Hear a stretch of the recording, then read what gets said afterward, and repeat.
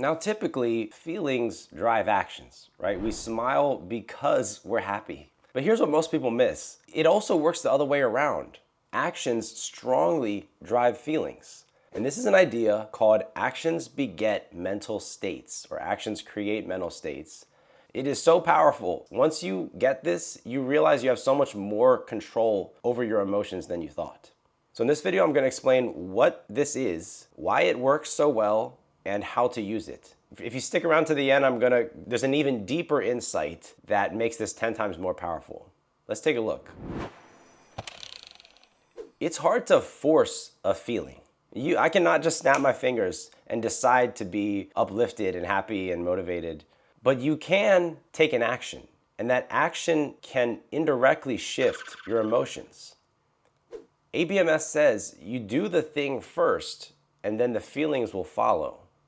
You basically got to act like the person that you're trying to be, and then your brain will start to believe it. This works shockingly well. You'd be very surprised. Let's test it with the simplest and stupidest example. If you pause the video and just try to smile right now, like really smile, you will feel a little bit lighter.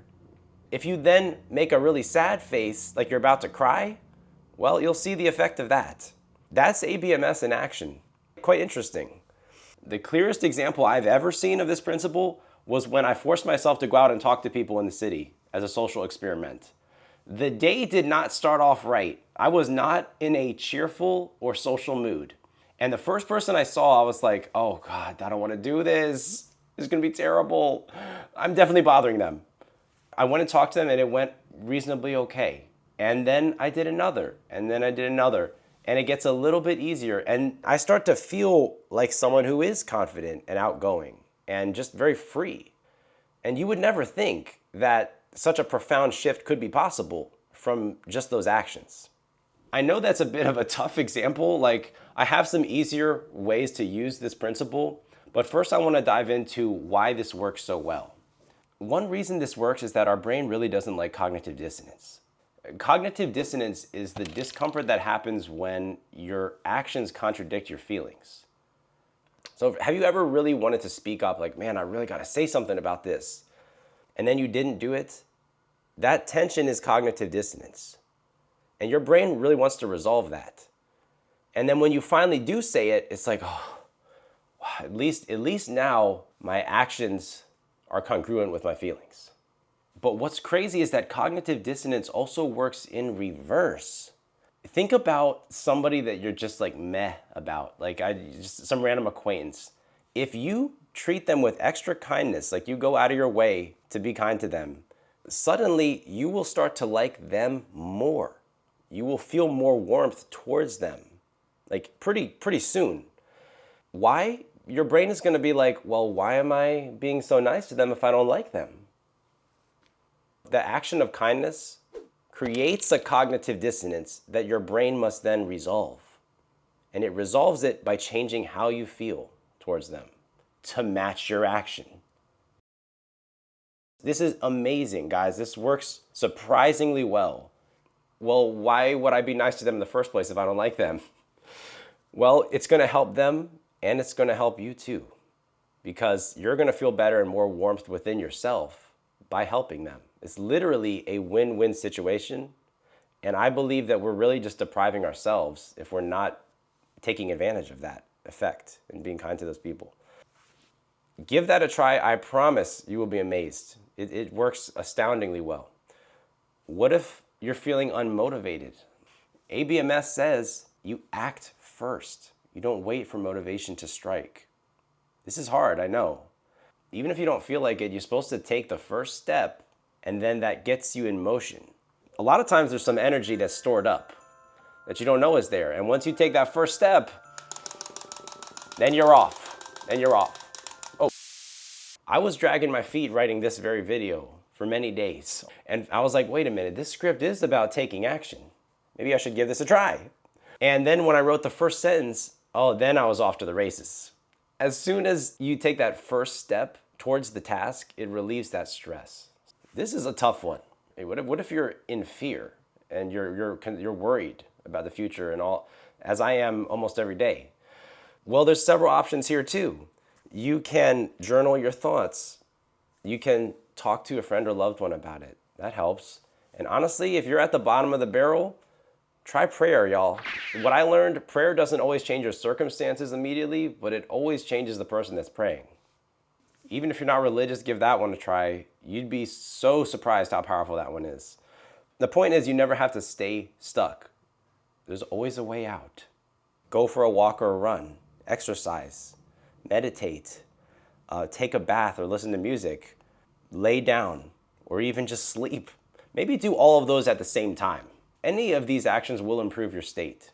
Okay, so to recap, like, we can't always control how we feel, but you can control how you act. And that gives us a really powerful way to indirectly control how we feel.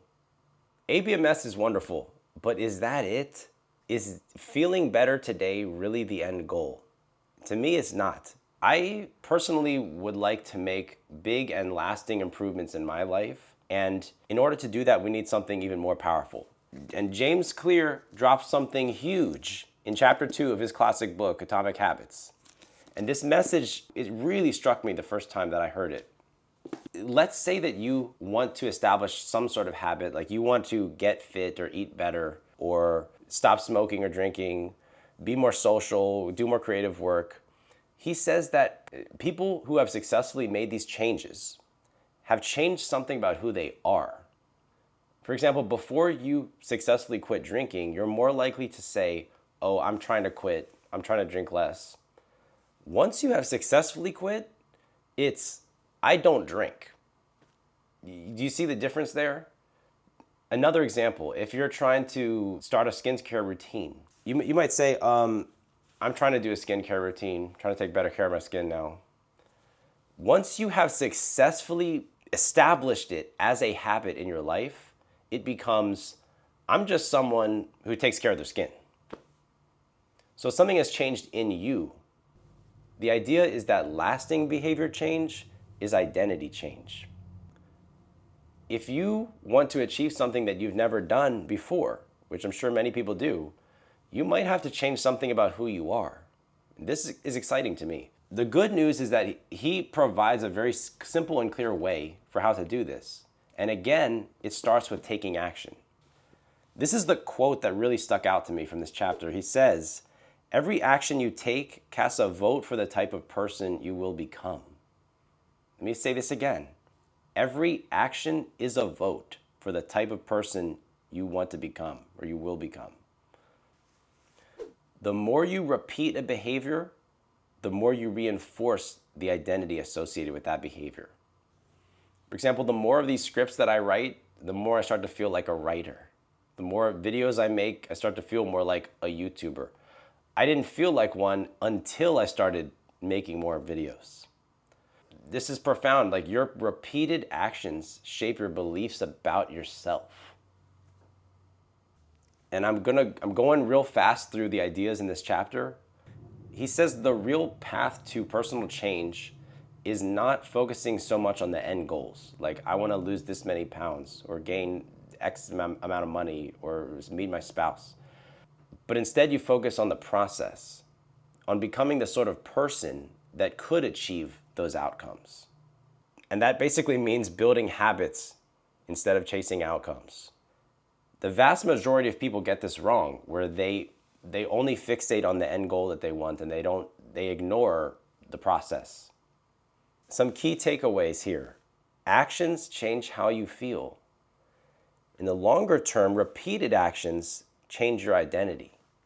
So actions beget mental states. Our habits beget our identity. It's really powerful. And my friends, your identity, that determines your destiny, what you will ultimately accomplish in this life. And ultimately, our destiny is also in God's hands, but I believe we still have to do our part to reach that. Let us start today by taking the first action. Guys, I'm cooking up so many amazing pieces of content and ideas for this channel that you are not going to want to miss. Like, we are about to obliterate so many false narratives that are holding people's lives back. I'm trying to set the captives free in a way that only the truth can on this channel, okay? So please stay tuned. Leave anything you had to say in the comments. I really love reading all that. See you next time. Peace out, y'all.